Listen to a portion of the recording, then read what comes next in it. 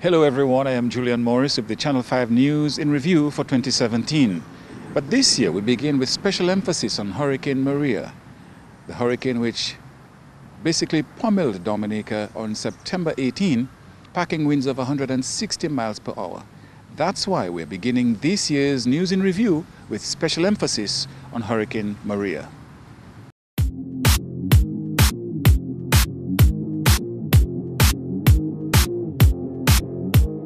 L'année signe tout partout. Attention si vous êtes homme et bien femme. Visitez place santé pour examiner corps. Ça c'est un nid pour yo ouais si l'année pièce moun au lion qui ni maladie TB et bien maladie sexuelle. En compagnie moun qui ni maladie HIV P ni TB aussi. Savent qui l'année guérison pour TB. Ou ça vivre en bonne santé même si ou ni maladie HIV. Parlez by docteur. Prends responsabilité. Aidez du bout de sime maladie TB et HIV. Ou agir tout le monde pour examiner corps yo. M&J Covering is the producer of designed galvanized and galvalume in Dominica.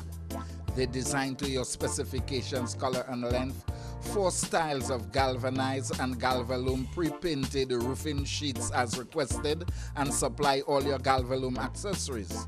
M&J Covering helps you control spending and reduce waste. At M&J Covering, they are also equipped to build your roof to precise standards anywhere on island. So come to M&J Covering at 1 Mile in Portsmouth or call 445-5001 275-5003 today. There are signs everywhere. Pay attention whether you're male or female. Visit your health center to get screened. It's a preliminary test to determine if you are exposed to the HIV virus, an STI, or tuberculosis. Some people who are HIV positive also have tuberculosis. But there's hope. Tuberculosis can be cured. And yes, you can live a full life with HIV. Talk to your doctor. Be responsible. Help stop the spread of TB, HIV. Encourage everyone to get tested.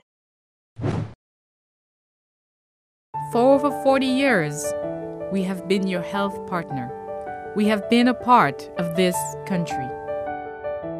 Each day, we have opened our doors and our hearts to provide you, our customers, the top quality service and information that you need.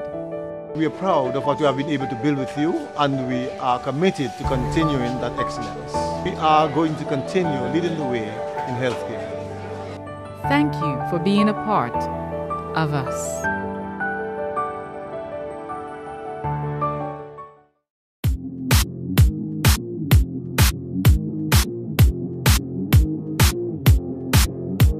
When it was around 8:30, my brother, what we heard from outside, we was inside. It's not to say we never wanted to go to no shelter or anything. But the moment of moving from that time to one time to the other, it was impossible. We stayed there at one time watching outside, watching inside.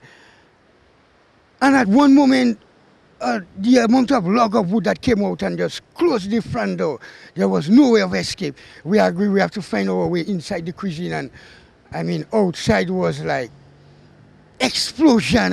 Things was happening outside, whilst we inside wondering which side we should go to really escape the debris and everything. What I see there, I'm not telling nobody to be by a river on the landslide. Please, if they would do that, because if we don't stop doing it, we lose a lot of lives, and in that lives, it will be damaging a lot of family mentally. That's what I'm seeing right now. At 5 o'clock in the morning, one of our cousins come and says that I lost my entire house. And it was very sad. But this only wasn't the sadness for me. When I came, I lost all my friends, especially the little ones. 18 of them has been perished. And we only got 5, but we can't identify. I'm still dramatized, especially my 19-year-old son. He has lost his friends and he still cannot cope with it, So all I want to do is to thank Melvina Boye for keeping me, strong and she's there by my side. Dominicans reflecting on and reacting to Category 5 Hurricane Maria, which struck Dominica in September 2017, wiping out over 220% of the island's GDP, 90% of its housing stock, and claiming 31 lives, most of them from Point Michelle. 34 were confirmed missing. U.S. President Bill Clinton, speaking at a CARICOM UN Pledge conference attended by Prime Minister Skerritt, said Dominica had the daylight kicked out of it by Hurricane Maria. Now finally, here it is, a disaster has given us a chance to literally have the world's only laboratory that is both diverse but confined in population, confined in geographic reach, and confined in cost, where we can test everything we all say we believe and see if we're right enough. And if we aren't right on everything, you will have the moral solace of knowing you didn't let Barbuda vanish from the face of the earth. You will have the political confidence to know you didn't let a man in a small place like Dominica, who thought big and long-term in the future, go begging for one of $1 or $2. And I could go on and on. You are never going to get a chance, the donor community, ever, to do so much good so quickly with so little money. But don't give up the world's best chances, not just for the Caribbean, to test everything you believe about sustainability, climate change, poverty alleviation, improved health, every single solitary thing. You've got a laboratory that could become the jewel of the world. The first stop on the Sustainability Triumph Tour, and you could do it within 5 to 10 years. Hurricane Maria devastated Dominica's infrastructure, such as homes, roads, bridges, air and seaports, as well as schools, the National Hospital, and health centers. It also damaged the National Stadium and Canefield Airport. Agriculture and fisheries, tourism and education, utilities, namely electricity, water, and communication, were all severely battered. No sector was spared. 2 months after the hurricane, the nation received this assessment of the storm's impact on the health sector. Based on the preliminary assessment of the figures of the post-disaster needs assessment that was conducted a few weeks after Hurricane Maria, our loss and damage to the health sector stands at 18.8 million EC dollars. And in terms of our needs, what we require to make the sector more resilient and to take into consideration impact of climate change, we're looking at approximately 59.7 million, we could say roughly $60 million to bring the health sector to what we would like it to be post-Hurricane Maria. Hurricane Maria damaged 94% of schools. Primary, secondary, and tertiary level school buildings were all impacted, some severely, forcing children to return to classes under tents in casual wear while repairs were undertaken. UNICEF was instrumental in helping provide temporary learning spaces for students. The public library was uncovered, leaving resources there damaged. 80% of rooms at the Dominica State College were affected. The private sector was also dealt a severe blow both from the monster storm and what has come to be known as the human hurricane of widespread looting, which resulted in several arrests and in some cases incarceration. The impact of the looting was so severe that when combined with the infrastructural damage, some companies such as HHV Whitchurch were left with little choice but to make 90% of its staff redundant. And we man-made disaster make it worse by looting and making things worse for Dominicans. The impact of looting on the business sector climbed into the millions of dollars. The DAIC conducted its own assessment. it can be overwhelming to take in so much information of how much damage has been caused to so many persons. For some members, the parts of their businesses that generate the most income is what was most severely damaged, not just by the hurricane, but by the human hurricane, as I would put it. It really affected the business sector. There are lots of persons who are making decisions as to whether they will continue, to what extent they will continue doing business, even how much they are willing to invest. And right now, they're really concerned about things that can improve the business climate, incentives that they could receive, ways that they could be assisted by the government and other external partners to make business more favorable for continuing. Some persons were willful and intent in the damage that they caused. Some businesses were not they were not destroyed at all, and persons made the decision to break and open and destroy and steal. It was theft. So this has really affected the private sector. Many businesses have been affected. The private sector spared no effort in making its position clear on the performance of the police in the aftermath of the hurricane. The executive director of the Dominica Employers Federation characterized the post-disaster security situation in the country as a mess.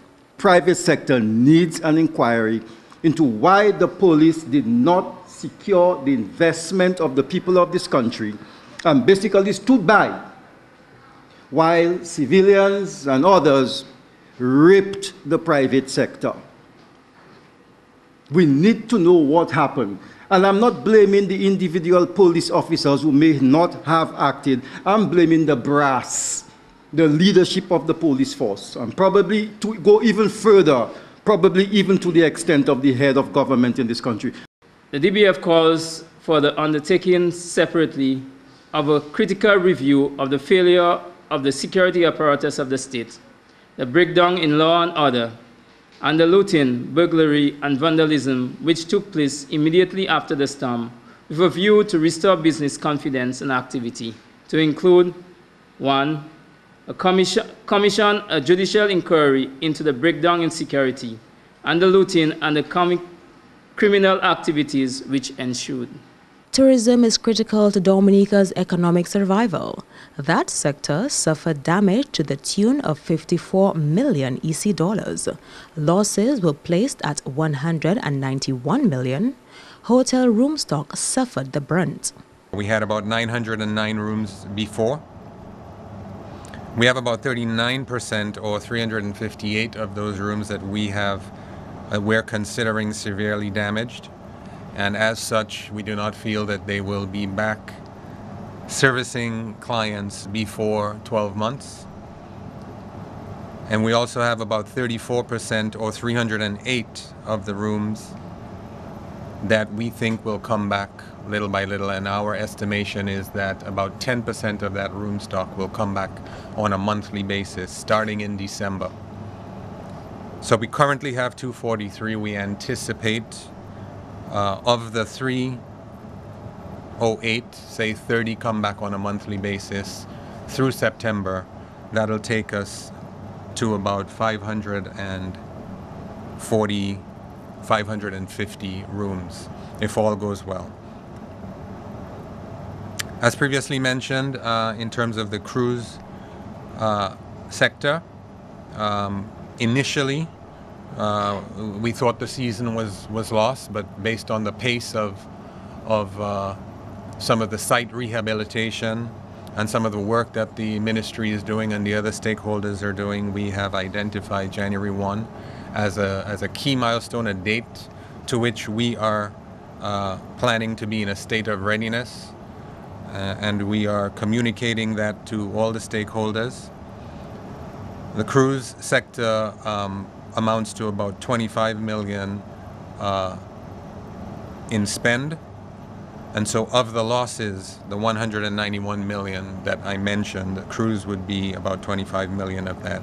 Tour operators, vendors, and other support services such as taxis suffered $4.3 million in losses. It would require upward of 70 million EC dollars to build back better, factoring in new building codes and climate resilience measures.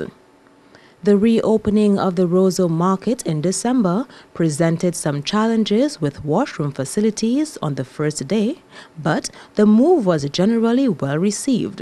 It was another sign that Dominica was bouncing back. Up till that time, vendors were using the sidewalks to market their produce.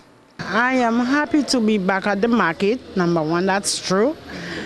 But the sales are a bit slower than when we were, situated by the road, And as in terms of washroom, the washroom is not ready as yet, and I would say it is most likely maybe about 40% ready, not 50 though.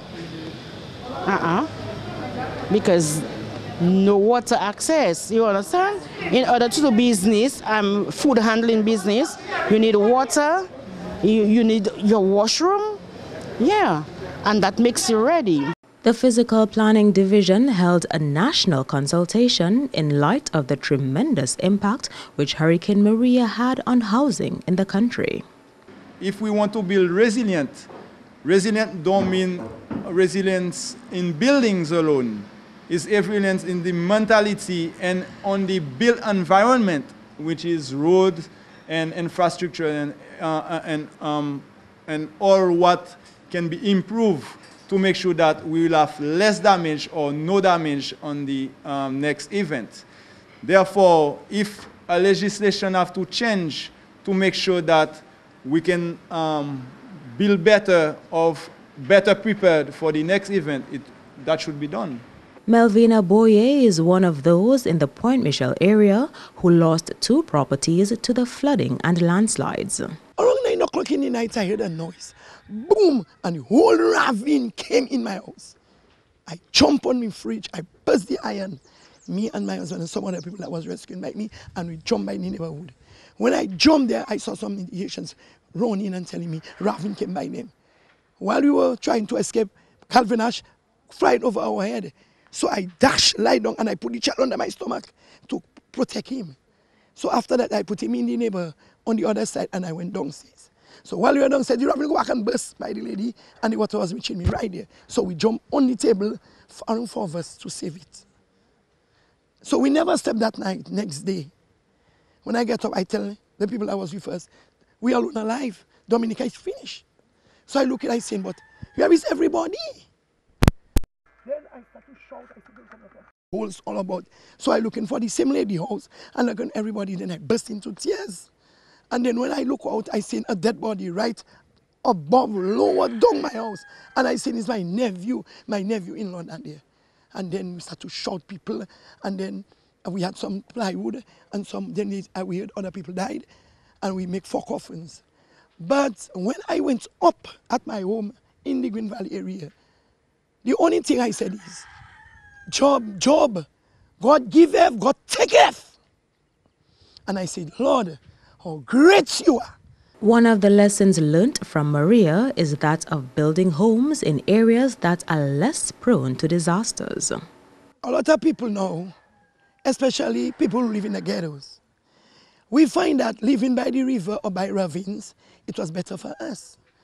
And that's where we get the land cheaper. $1 square feet. But it was a dangerous place.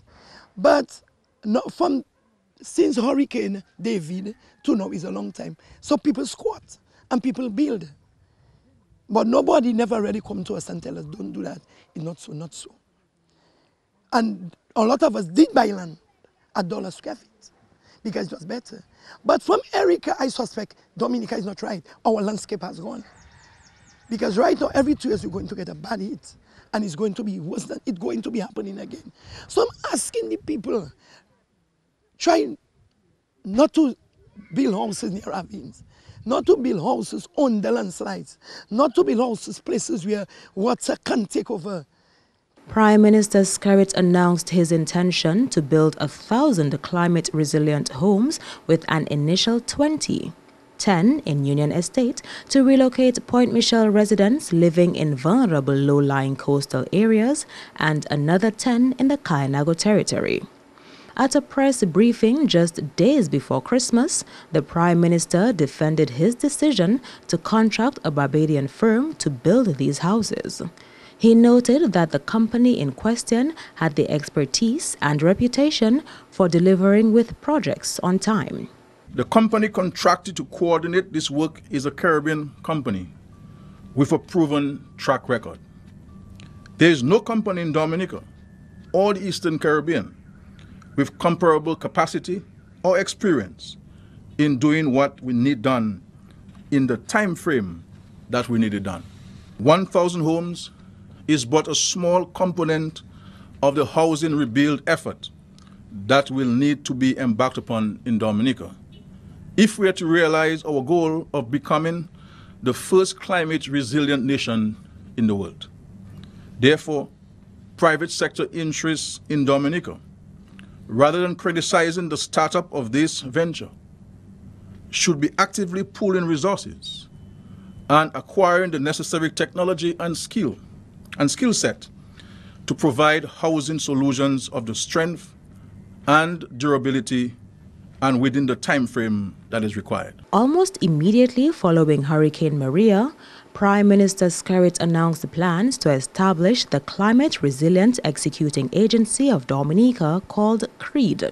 That organization would oversee aspects of and play a pivotal role in efforts to rebuild Dominica into the world's first climate resilient nation. The Prime Minister announced his intention during a historical visit here by Secretary General of the United Nations, Antonio Guterres, shortly after the hurricane.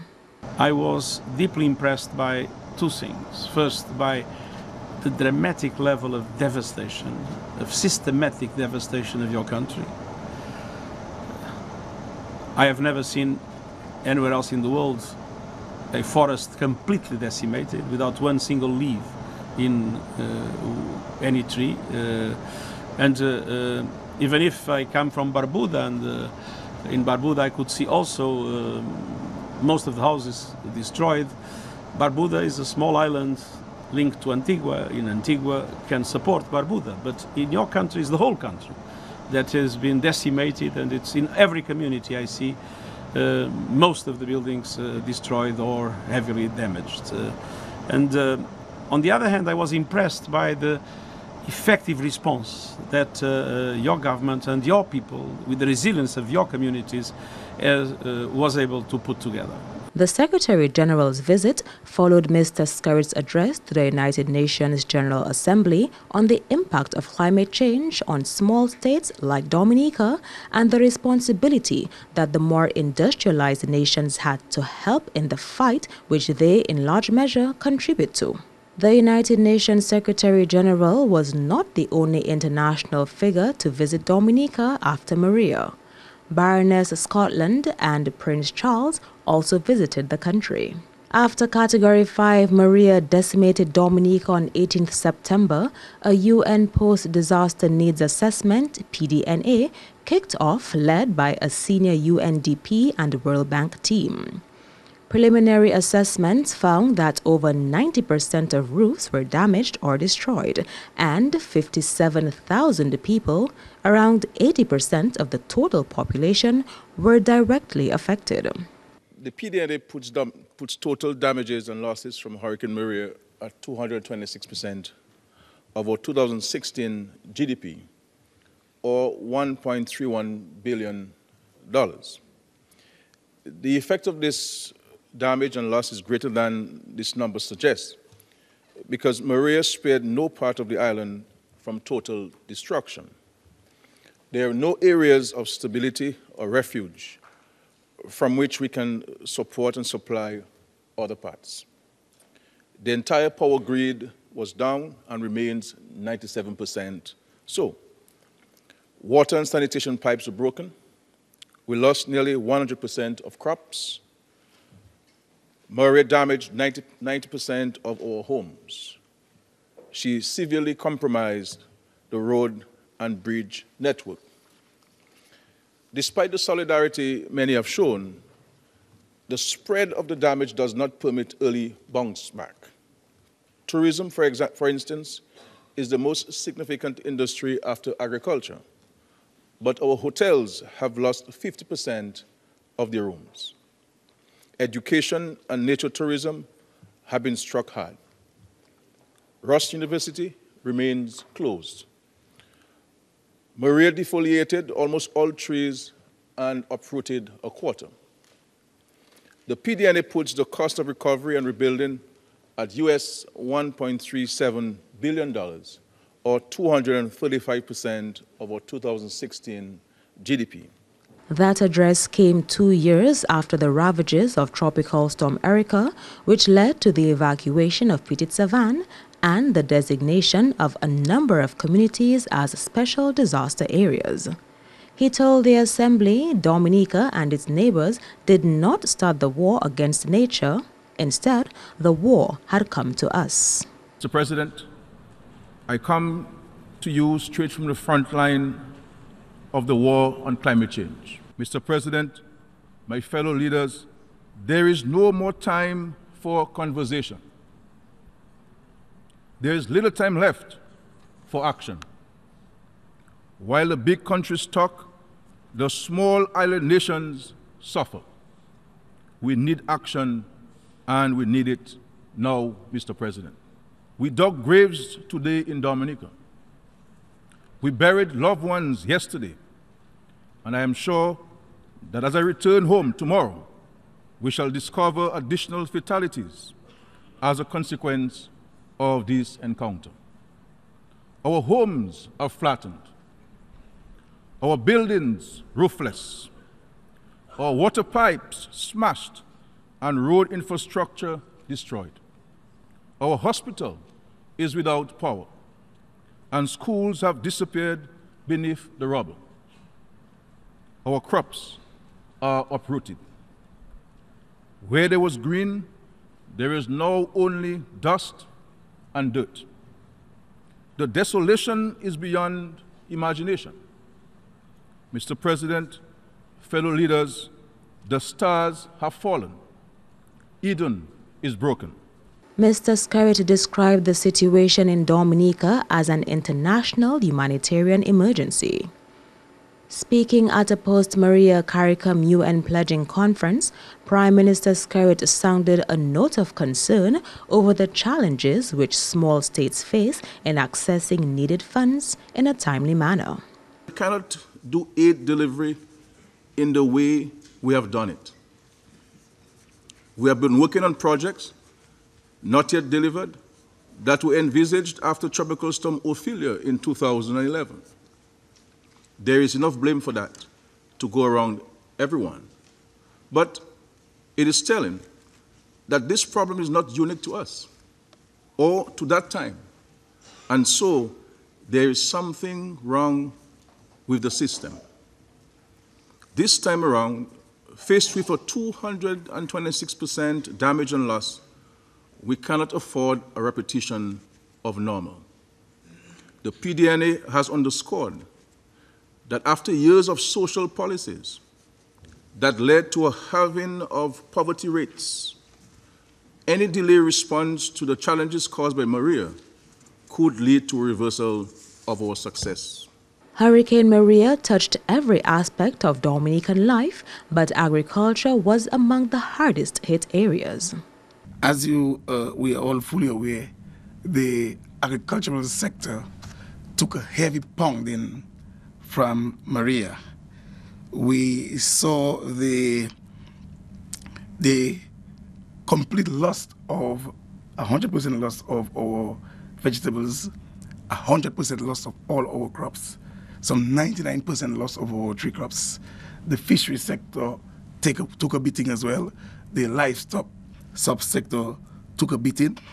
And coming out of Maria, the government and the ministry, we are looking at the emergence of a more resilient agriculture. We took a pounding not only during Maria in the pork sector, but after Maria, with most of our pigs being exposed, having lost the roof of their facilities and so on. Our pigs were exposed to the sun. So even those who survived Maria, we lost them quite a bit after Maria. Post-Maria, government was forced to revise the terms of a loan facility for farmers at the aid bank, settling on a 2% interest rate instead of 3%. Even the calendar of events for Dominica's 39th anniversary of independence had to be modified because of Hurricane Maria. But 3rd November events at the stadium were well attended. The annual Creole in the Park, sponsored by Flow, and the famous World Creole Music Festival all had to be shelved due to the impact of Hurricane Maria. By the end of the year, leading telecommunications provider Flow, Domlec and Dowasco were well on their way to recovery. Flow's general manager gave an update on November 13th during a press briefing. As we speak today, say just about 2 months below, or just below 2 months since the most devastating, I think, event to our country, I can report that we have now restored 33 out of the 49 cell sites. In any language you put it, I think just below 2 months, considering the unprecedented level of impact our country as a whole suffered, I think 33 sites out of 49, in my view, is nothing short of phenomenal. 67%, and that accounts to about 67% of our total mobile sites. We have restored services in the Roseau area, Roseau and environs. We have mobile service in Marigot, in Portsmouth, and in the Scots Head area. Mobile service now covers about 85% of our population. Again, as I said, mere just under 2 months since Hurricane Maria, as I speak to you today, we can report that we have about 85% of the population covered through mobile services. So 85% of our people here can make and receive a mobile call and can have communication via data services. Most, if not all, of Flow's 49 cell sites were back up and running. Dowasco still had pockets of difficulties, but water was generally more readily available. Electricity, however, was coming back at a steady but slower pace as clients had to have their homes recertified, a process which took some time. Government has raised over $1 billion EC in pledges from global partners and donors stemming out of the pledging conference at the UN. The funds will be distributed across the Caribbean. Following Hurricane Maria, Dominica lost former Chief Cultural Officer Jacinta David, politician Osborne Revere, Father Clement Jolly, former resident tutor of UE Open Campus Dominica, Edith Bellet Allen, and DBS Radio's station engineer, Kurt Matthew. This is the Channel 5 News in Review. Stay tuned now for the other news highlights of the year.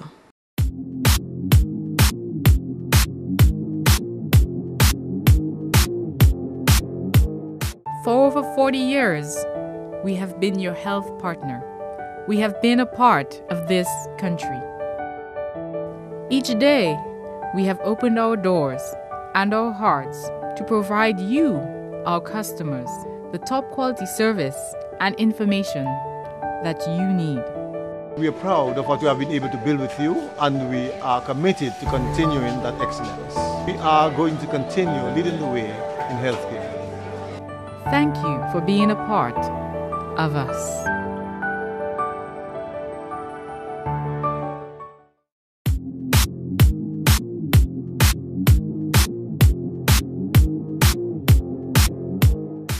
Prime Minister Skerrit was forced to take damage control measures following a CBS 60-minute segment on Dominica's Citizenship by Investment program. Dominica was anticipating a significant increase in earnings from its Citizenship by Investment program, the target $201 million. Mr. Skerrit said the CBS 60-minute feature on New Year's Day, spotlighting the country's CBI program, had the potential to threaten foreign investment in the country. The segment Passport for Sale promoted Dominica, St. Kitts and Antigua as cash-starved countries offering citizenship to ease travel for foreigners running from the law. Prime Minister Skerrit described the program, which featured an interview with opposition leader Lennox Linton, as a carefully crafted campaign to destabilize Dominica's economic growth. Moves were underway in January to rehire former employees of the Dominica Coconut Products.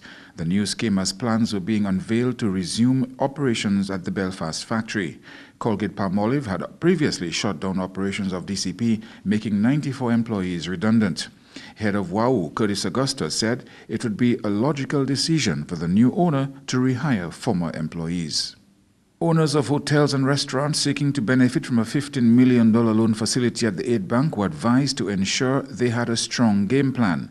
The loan facility was made possible through an agreement signing in 2016. Aid Bank General Manager at the time, Julius Corbett, stressed the need for interested parties to meet the required standards. The loan facility was meant to upgrade already existing properties. The loan was being made available to those involved in developing the tourism industry at a 3% interest rate with a 1-year grace period. The Aid Bank, Discover Dominica Authority and Invest Dominica Authority would work together to identify establishments which could best benefit from the facility.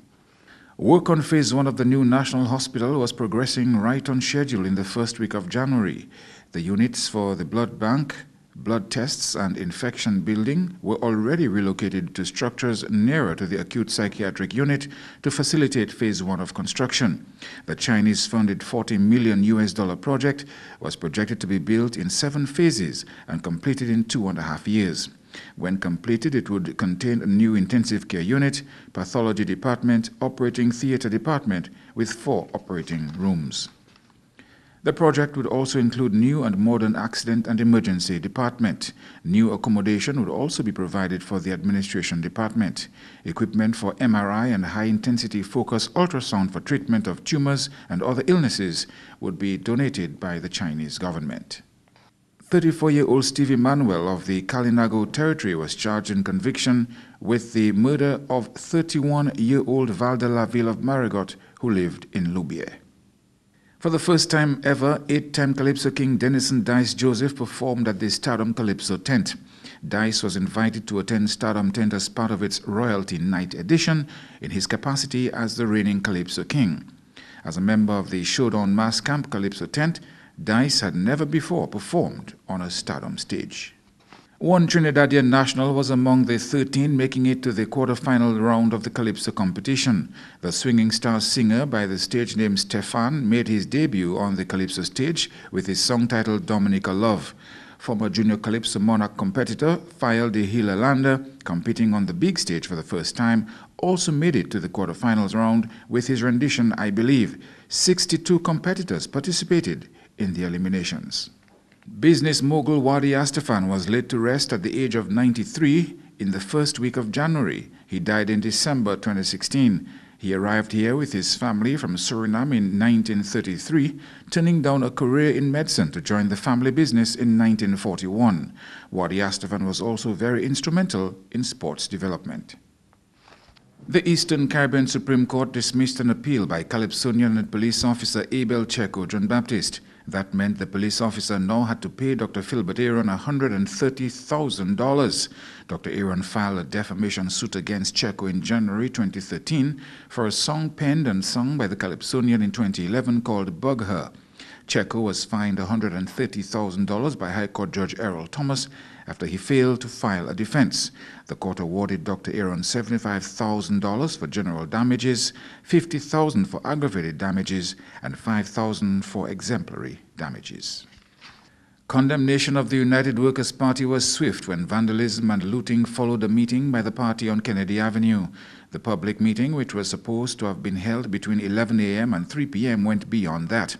But organizers say the meeting calling for the resignation of Prime Minister Skerritt ended without incident. However, Senior Counsel Anthony Astafan described the events as a dark day, saying the UWP leadership had to take full responsibility for criminal activity which took place in the city that night. The United Workers' Party executive met in emergency session the day after its February 7 meeting in Roseau to review the events and determine the next move. The UWP leader condemned the events which took place following the public meeting.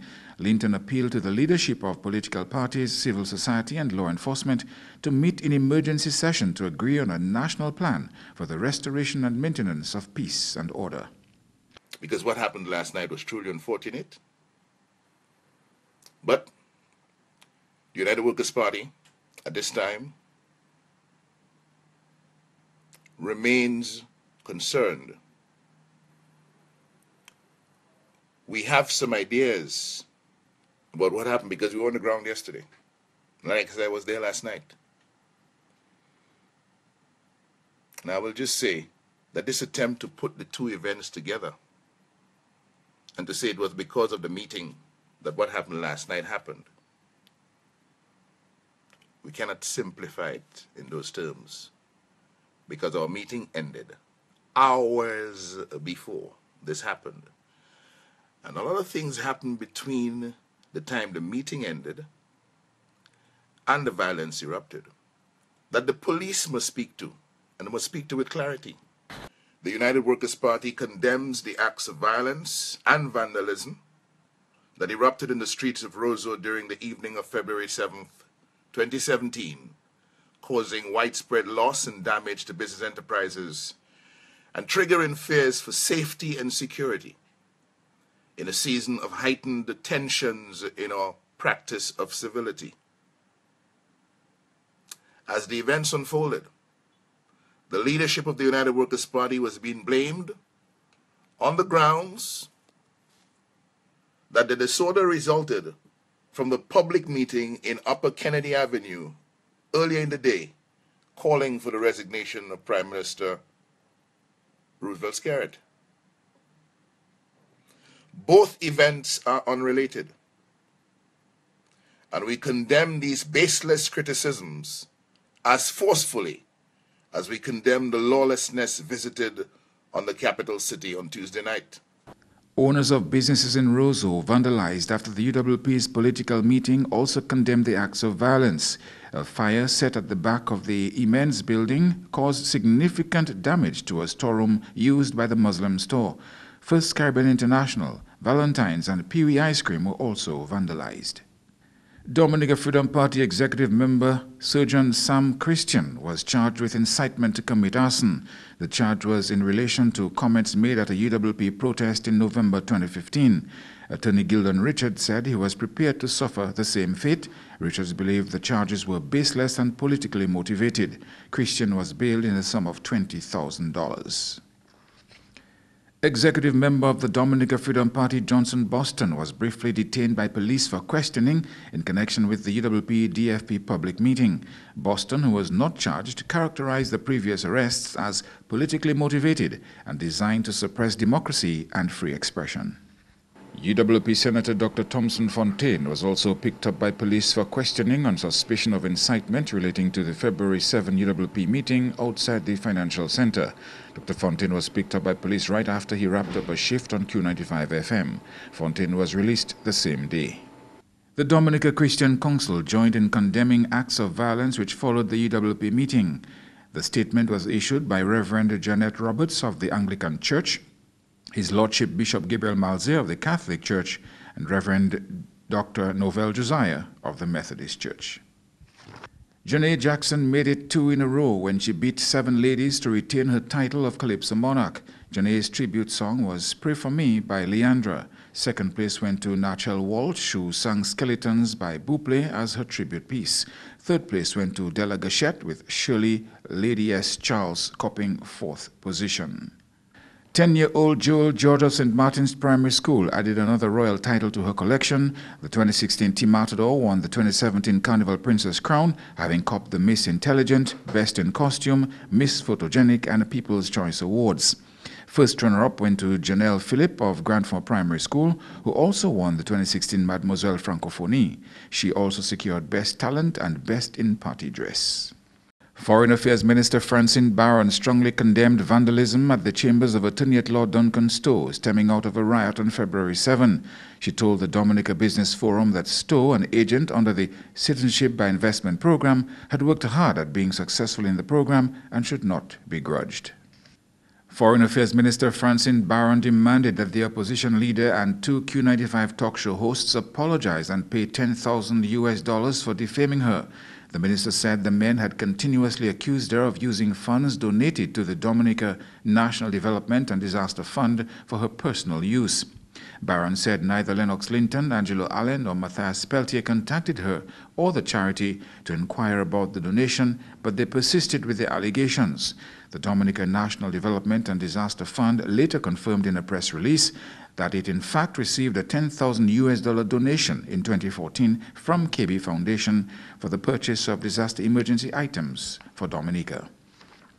The release further stated that the donation was presented to the local representatives of the DNDDF in September 2015 at the Red Cross headquarters.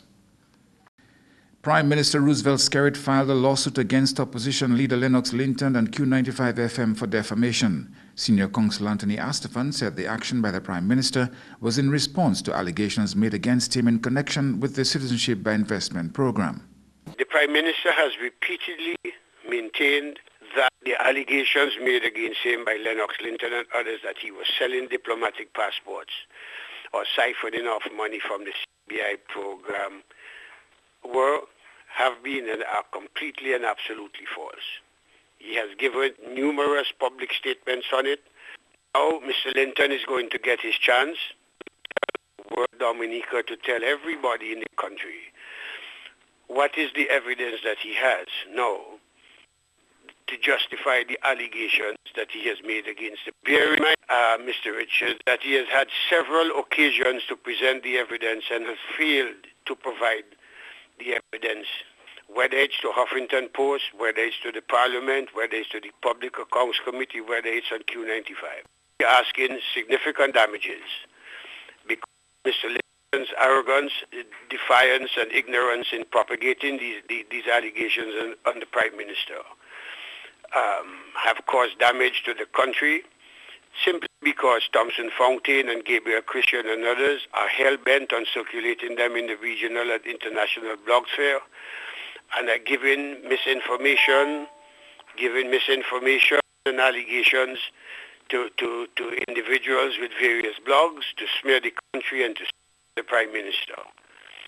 More on that later, because as I indicated to you, this is case one. We intend to be writing also the television stations about these live broadcasts. And the reason why we're going to be writing these letters and taking against Fountain and Christian and maybe others is that individuals and institutions and persons in the media, including Q95, have to understand that they have a responsibility to ensure that their media are not being used inadvertently, intentionally, or negligently to carry defamatory information and smears against individuals.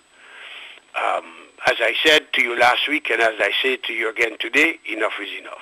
Road relief finally came to the people of Salisbury in February when a $276,000 road project got underway there. The road rehabilitation works would be divided among 4 Salisbury contractors. It's been maintained for a very long time. We have been having serious challenges with it. There are about 42 of us before the courts when we protested because of the conditions of the road on May 11, 2015. It's long overdue, but at least we are seeing light at the end of the tunnel. The village was really critical. It was in a really bad state. Happy it's being done. Africulture Stilt Walkers won the Adult Band of the Year for the 3rd consecutive year. 3 of the 5 competing carnival costume bands were disqualified in the Tuesday parade competition, leaving the Africulture Stilt Walkers and Old Time Sake to be judged for the top prizes. Africulture Stilt Walkers made a clean sweep in the Carnival Tuesday competition, also bagging the awards for Adult King and Queen of the Band. They appeared in a costume concept, Dance a Heartbeat, and Experience Dominic Kidu. The Africulture Stilt Walkers beat the odds, notwithstanding that its prize money for being judged Band of the Year in 2016 was still caught up in a legal battle between Carnival Corner and Thunderbirds. Gregory Caressa Revere joined the ranks of 4-time Calypso Monarchs NC and Solo. Caressa, who previously won the Calypso Monarch title in 2009, 2010 and 2015, won his 4th title with his popular renditions Hook in A minor and 2nd round. Chester Daddy Chesleyton and Denison Dice Joseph tied for 2nd place. Webster DeWebb Marie secured 4th place. One of the Calypsonians involved in the year's biggest Calypso controversy, Chester Daddy Chesley Tar, who tied for second runner-up with Denison Dice Joseph, expressed his dissatisfaction with the results. Later pointed out that the formula to break ties had been used several times and demanded to know why this was not the case on the night of the finals. Chief Judge Patrick Pemberton, who was also at the review, refused to give an explanation as to why the tie was maintained on the night of the finals. As a result of the tie, the prize money for the first and second runner-up was split equally between Daddy Chess and Dice. Collyhope Primary School students and staff received an upgraded school building even if the student population had been significantly reduced. Following devastation by Tropical Storm Erika in 2015, students and staff were relocated to Dubla Primary School. The school population had dwindled significantly. The delay in the resumption of school which followed Erika led some parents to enroll their children in Roseau schools.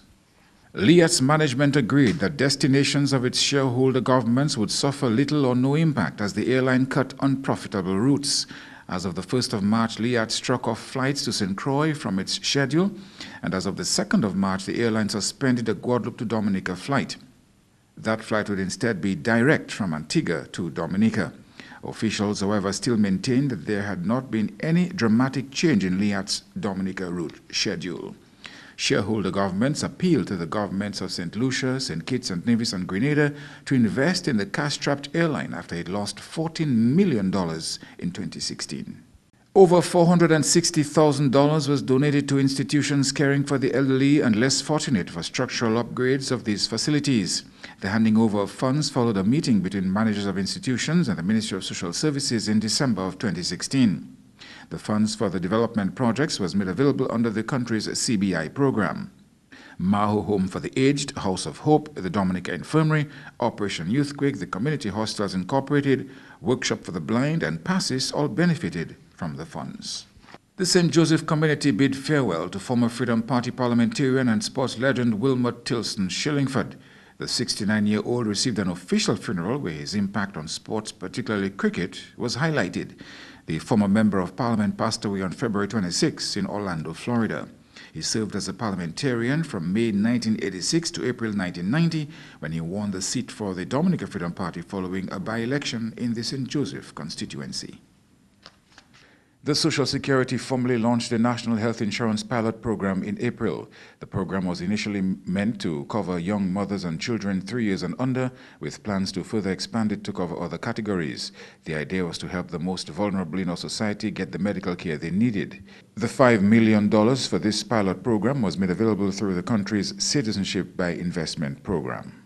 Opposition leader Lennox Linton found himself blocked out of his office at Parliament Building by police. Police officers stood guard in the courtyard while an officer instructed him to leave. Linton was denied access to the building even if, under the Constitution, he has a right to be there. The incident took place while an anti-government pressure group was protesting outside Parliament Building. In April, Dominica got a clearer picture of the benefits it stood to gain for participation in a $15 million project to combat the effects of climate change. The Japan-Caribbean Climate Change Partnership was officially launched in January of 2016. The aim was to help countries improve energy security and integrated medium to long-term planning for adaptation to climate change. This project was being implemented under the United Nations Development Program, UNDP. The freeing of another police officer in the case of the death of Joshua Etienne was a blow for the Etienne family. The family felt at the time that the justice system let them down when they got word that one of the officers, Gemma Luis, had been freed. The family said they were not informed of court proceedings and complained about the delay in the trial. Etienne was found dead in the police cells at the Portsmouth police station in August 2014, one day after he was arrested at Glanvilla for an alleged possession of ammunition. An autopsy revealed serious injuries included several broken bones and a punctured organ. 23-year-old Linva Ambo was awarded the most outstanding MSME entrepreneur for his Choco Dominic venture. Ambo was among entrepreneurs who were recognized at the first ever Dominica Association of Industry and Commerce Awards. At that time, Ambo's business was worth $40,000. He started in 2014 with a small initial investment of $600. Processing cocoa beans to produce cocoa powder and packaging it. 36 families were handed their keys to the Elmsall apartments in April. The apartment complexes constructed in Bath Estate and Elmsall were meant to help alleviate the financial burden of renting for low-income earners. The project was done as part of government's housing revolution. The issuing of the apartments had been delayed due to Tropical Storm Erica. Just short of 1,000 people applied for the apartments.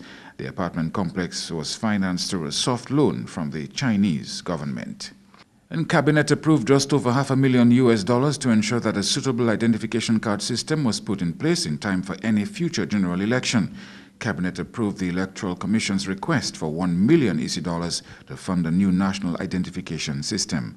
The Electoral Office had been working for some time on the implementation of a multi-purpose ID card, which would not only be used for voting in an election, but which could serve other uses as well. Government took a major step in April to reach out to struggling musicians, providing them access to a $1 million loan facility at the Aid Bank.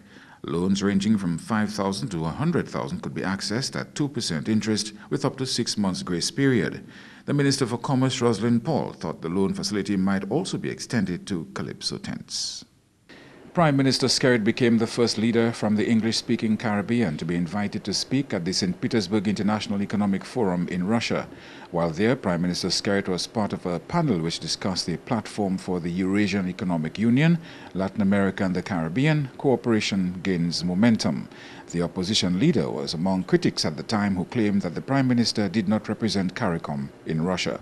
In response, Prime Minister Skerrit said Dominica's size should not prevent it from asserting itself in global efforts toward world peace.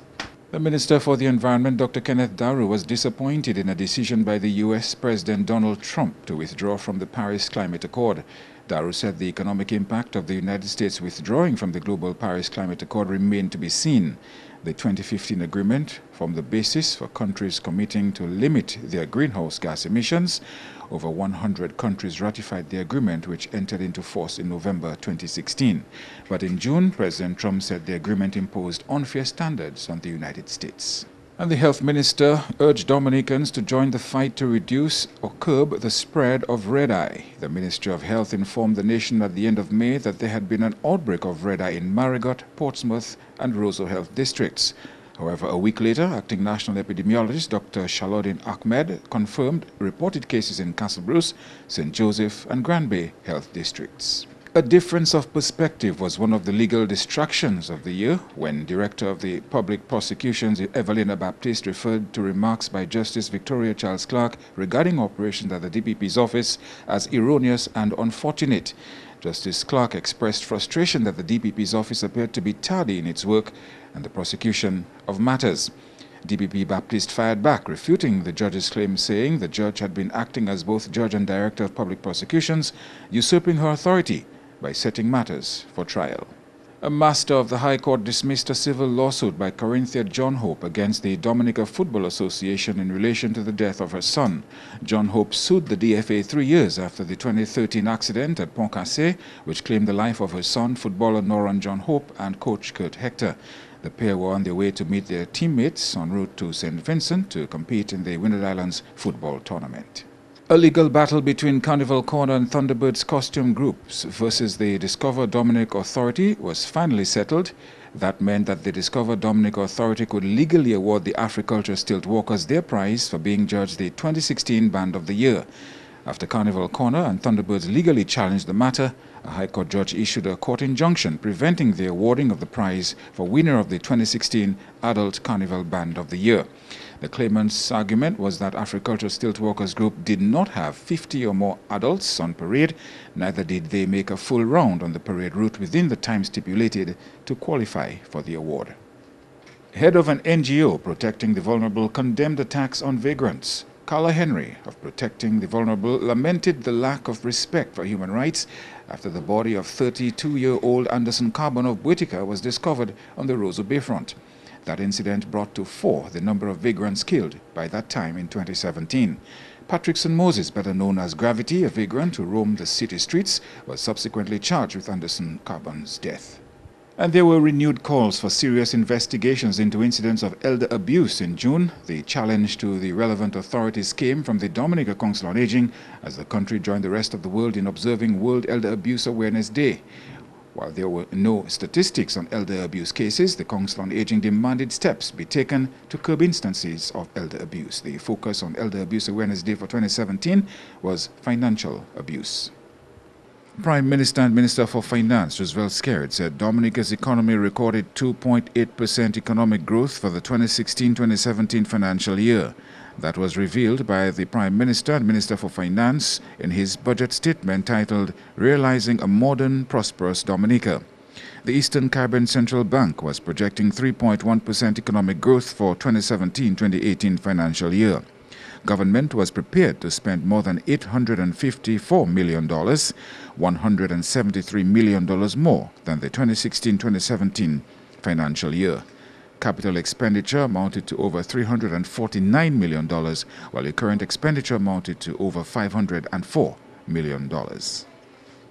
The Minister for Health expressed optimism that new anti-smoking legislation would go a long way in helping Dominica fight the scourge of non-communicable diseases. Health authorities here were discussing plans to send draft anti-tobacco legislation to Cabinet. A World Health Organization consultant was also in Dominica to assist in the revision of the draft legislation. According to PAHO and the WHO, the most cost-effective tobacco control measures include high tobacco taxes, elimination of tobacco advertising and promotion, smoke-free environments, and strong graphic health warnings on tobacco packaging. Kalinago Chief Charles Williams called on government to ratify the 10-year-old United Nations Declaration on the Rights of Indigenous Peoples. Speaking at the media launch of a UWI country conference on the Kalinago people and their culture, Williams also called for the International Labour Organization Convention 169 to be incorporated into Dominica's laws. Prime Minister Skerrit called him a titan of labour, a friend and comrade. The Prime Minister was describing Nicholson A.N. Ducre, who died in July at the age of 87. Ducre was credited for many national endeavours, among them the Dominica Coconut Products Limited. He was called a true patriot and outspoken champion of geothermal energy. He was also described as a great Dominican who fought for self-governance, integrity and openness in politics and won. And former member of the House of Assembly Bernard Aga Carbon was afforded an official funeral when he died in July. Born in 1931, Bernard Aga was principal of Penville, Vacaz, Will Strathmore Stevens, Calibishi and Benz primary schools. In 1985, he was appointed Freedom Party Senator and later Parliamentary Secretary in the Ministry of Trade, Industry and Tourism. Bernard Aga Carbon served in the Parliament from July 1985 to May 1990. He died at the age of 86. The people of Penville and surroundings laid to rest the remains of 5 young men in August. The young men were killed when the vehicle they were traveling in went off the road and plummeted several hundred feet down a precipice. The death of Chris Marcelin, Jean-Louis, Tavari Sango, Clement LeBlanc Jr., Mandela Brandon Ofa and Jude Cecil Jean left the community in shock. Former Director of Public Prosecutions Jean Pestena was laid to rest in August after losing his battle with cancer. Among the many mourners were High Court Judge Bernie Stevenson, Attorney General Levi Peter, as well as opposition leader Lennox Linton and members of the opposition and government ministers. They all attended the funeral. Pestena, who passed away in July, was 68. Ronald Amos' death in August followed that of N.A.N. Ducre in July, another minister in LeBlanc's Labour Party government. Amos' political career began in the 60s after he returned home from England, where he studied law and was called to the bar. He contested the Roseau South seat on a Labour Party ticket in 1966 and 1970 and won on both occasions. He served as Minister of Communications and Works and Minister for Finance. The country's Premier at the time, E.O. LeBlanc, had also appointed him Deputy Premier. Amos served as a Chief Magistrate in the 1980s after retiring from active politics. He died at 77. 6 families were gifted with new residential units, complements the Adventist Development and Relief Agency ADRA and the Government of Dominica. Following the passage of Tropical Storm Erica in 2015, hundreds of families were displaced through destruction caused to their houses. ADRA partnered with the Government of Dominica in providing housing for displaced families, and land was provided in Platmo Pier near Coliho. The 6 housing units went to families displaced from the communities of Coolibistri, Coliho, Bioche, and Petit Savan.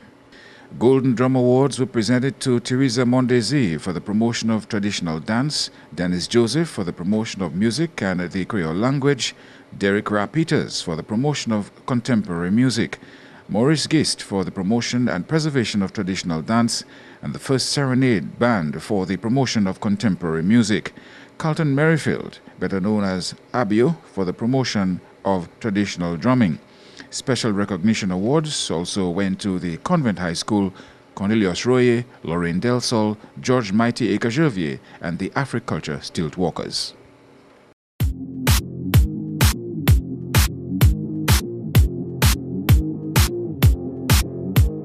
This has been the Channel 5 News in Review for 2017. And now, just before we wrap up, let's go over to our production staff as they share their greetings for 2018. Hello everyone, I'm Franklin Peter. Thank you for your support throughout the year of 2017. I would love to wish everyone a happy new year for 2018. Thank you very much. Season's greetings, viewers. I'm Ishmael Lewis, a cameraman here at Marpin. I just want to say how much I appreciated all of your love, your support, and company in 2017. We all had our challenges, but you, our most valued customers, remained loyal, in good times and bad. And it's for that I want to give my most heartfelt thanks. Thank you to each and every one of you. Once again, happy holidays, and I'm looking forward to your company in 2018 and beyond. Hello viewers, Idona John Baptist here from the Channel 5 News Desk. I can't tell you how much of a pleasure it has been to grace your TV screens for the past year, and to do it with the best medium for TV news has certainly been an honor. I trust that we will continue to make you proud in 2018. From my heart to yours, from my home to yours, and from my office to yours, have a prosperous 2018. Hello everyone, this is Andrea Louis from the Channel 5 News Desk thanking you for your support in 2017. I know that Hurricane Maria brought some trying times upon us, and my wish for you is God's richest blessings for a productive and prosperous 2018, and of course your continued support and patronage in the new year.